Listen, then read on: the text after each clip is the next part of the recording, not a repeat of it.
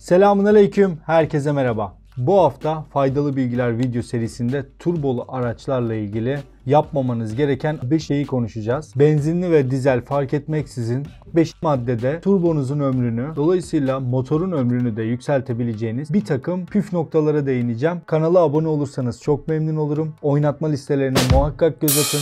Kendin yap uygulama videoları, otomobil inceleme videoları, faydalı bilgiler video serisi, vlog vesaire gibi, yani kanalda ilginizi çekebilecek muhakkak videolar bulacaksınızdır. Hemen hızlı bir şekilde geçelim. Konu motor olduğu zaman aslında çok sık dile getirdiğimiz ve her zaman dikkat edilmesi gereken dediğimiz şey motorun düzgün işleyebileceği sıcaklığa çıkması, operating temperature dedikleri, yani motorun sağlıklı bir şekilde çalışabileceği sıcaklık seviyesine yükselmesi.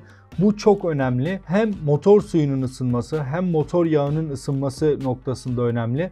Motor suyu tabii ki turbo ile doğrudan ilgili değil. Yağa göre çok daha çabuk ısınıyor. Hararet göstergesi yükseldi biraz, tamam artık basıp böyle gidebilirim, dip gaz gidebilirim diye düşünenler var ise yanılıyorlar. Böyle bir şey yok. Motor yağının da ısınması oldukça önemli. Isınmamış motor yağı turbonun olağan yapısına zarar vereceği için motorumuzun olağan sıcaklığına, işleme sıcaklığına çıkmasına dikkat ediyoruz. Aracı eğer performanslı kullanacaksak. Bu ilk maddemizdi. İkinci madde aslında çok tartışılan bir madde. Yani biraz da karışıklığa neden olan bir madde. Bana da bu soru çevremdekiler tarafından çok sık soruldu. Geldik işte işten çıktık, gezmeden döndük falan, evin önüne geldik. Aracı kapattım, motoru stop ettim. Bu benim aracıma zarar verir mi? Yani işte turbolu araçlarda stop etmeden önce 30 saniye bekleyin, 1 dakika bekleyin falan gibi şeyler duyuyorsunuz. Bu kısmen doğru, kısmen eksik. Yanlış değil fakat kısmen eksik. Nedir doğru olan ve eksik olan kısmı?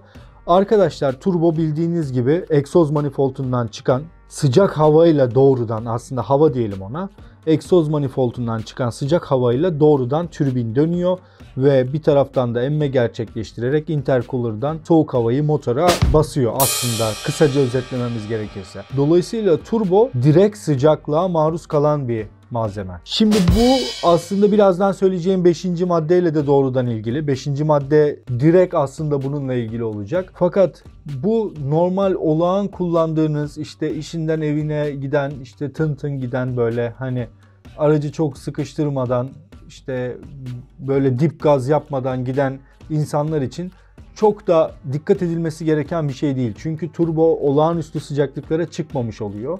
Bu daha çok aracı eğer sıkıştırdıysanız, işte gerçekten uzun yoldan geliyorsunuz ve bayağı hakkını verdiniz, bastınız vesaire.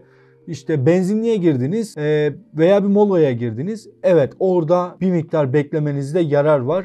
Turbonun biraz soğuması, yağlanması için beklemekte fayda var. 5. maddede de bunun da nedenlerini söyleyeceğim size. Yani yanlış bir uygulama değil ama her zaman da yapmanız gereken bir uygulama değil. Yani sürekli böyle işte ben aracımı her stop ettiğimde bekliyorum bir dakika arabanın içinde gibi bir şey değil. Eğer sıkıştırmadıysanız arabayı, eğer yüksek devirlere çıkmadıysanız, dolayısıyla aşırı sıcağa maruz kalmadıysa turbonuz, çok da beklemenize gerek yok. Yani biraz böyle bir yağlanması yeterli olacaktır. 3. madde aslında hepimizin aşikar olduğu bir nokta. Nedir bu? Turbolu araçlar bildiğiniz gibi şu anda çok yaygınlaştı. Eskiden daha böyle dizel araçlarda zaten vardı, 2000'lerden sonra artık hepsinde olmaya başladı. 90'ların ikinci yarısından sonra. Benzinli araçlarla da artık günümüzde sürekli karşılaşıyoruz. Bunlarla tanışıyoruz. Nedeni?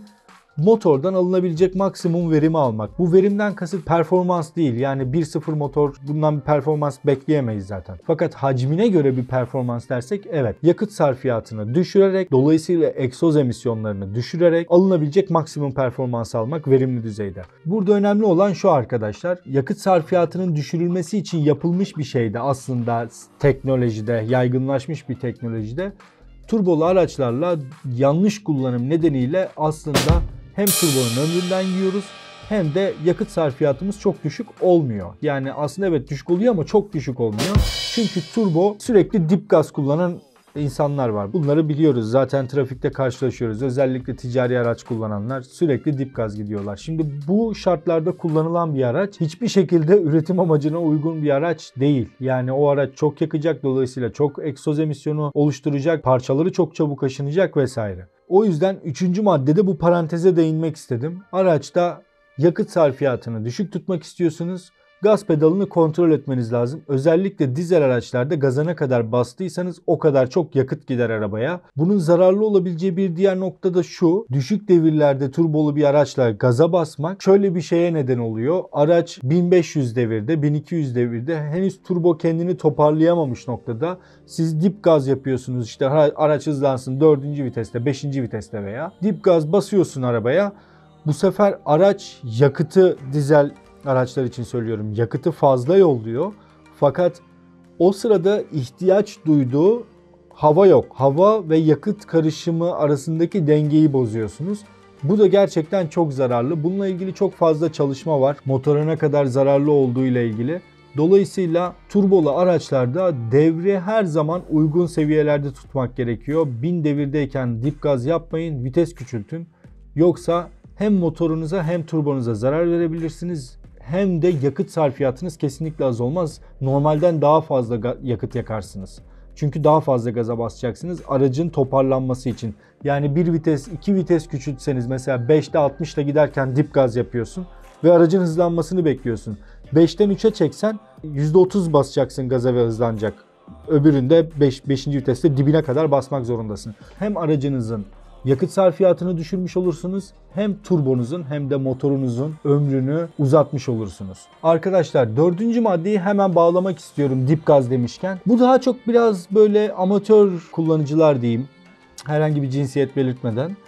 Onlar için söylemek istediğim bir şey, yağışlı havalarda bilhassa eğer devrimiz düşükse, yani 3. maddede verdiğim örnek gibi ve gaza fazla bastıysak şöyle bir durumla karşılaşabiliriz. Hem önden çekişli araç için hem arkadan itişli araç için söylüyorum. Viraja geldiniz, yer ıslak ve artık hızlanacaksınız. Gaza normalden fazla bastınız çünkü araç çekmiyor, devir düşük olduğu için.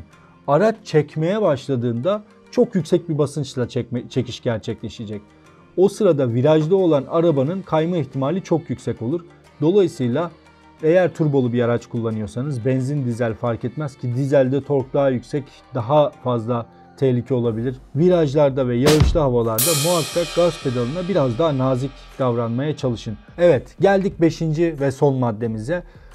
Abone olmayı unutmayın lütfen, hemen şuradan, ve bildirimleri de açmayı unutmayın. Sonraki gelecek videolardan haberdar olabilmek için. 2. madde ile birlikte bağlayarak anlatıyorum. Eğer aracı çok sıkıştırarak kullanıyorsanız ve aracı park etmeden önce işte turbonun biraz soğumasına müsaade etmiyorsanız şöyle bir durumla karşılaşmanız çok muhtemel. Turbo aşırı sıcak, olağan derecesinin üzerinde ve siz kontağı kapattınız. Turbo biliyorsunuz yağlanarak soğuyor. Aynı şekilde bu aslında motor için de geçerli. Fakat turboda sıcaklık biraz daha yüksek oluyor açısından, egzoz açısından. Aynı şekilde aslında bu motor için de geçerli. Yani bunu atmosferik motor olarak da düşünebiliriz. Biraz yağlanma ile soğumasına aracın müsaade etmenin çok önemli bir faydası var. Nedir bu? Zarar vermiyor bile olsanız aracınıza, sıcak yüzeyde biliyorsunuz kontağı kapattıktan sonra yağ sirkülasyonu duracak araçta ve sıcak yüzeyde o yağlar, en son gelen yağ, aktarılan yağ orada kalacak ve süzülmeye başlayacak. Yüzey çok sıcak olduğu için yağınız o an yağ haznesindeki yağa göre daha çok yanacak ve kurumlaşmaya başlayacak. Bu da aracınıza yine uzun vadede çok fazla zarar verecek işlerden bir tanesidir. Dolayısıyla yağ kontrolünüzü biraz daha sık yapın turbolu araçlarda. Eğer aracınızı yetkili serviste bakım yaptırmıyorsanız yüksek sıcaklığa dayanabilecek sentetik yağlar kullanmaya özen gösterin. Yağ kalitesine, aslında onu söylemek istiyorum, yağ kalitesine özen gösterin. Muhakkak kaliteli yağ kullanın ve yağ değişimini kesinlikle atlamayın. Yani turbolu araçlarda bilhassa yağ değişimini atlamanız, evet, turbonuza da motorunuza da ciddi zararlar verebilir ve bunu yaptığınızda pişman olabilirsiniz. İzlediğiniz için teşekkür ediyorum. Kanala abone olmayı unutmayın. Sonraki videolarda görüşmek üzere.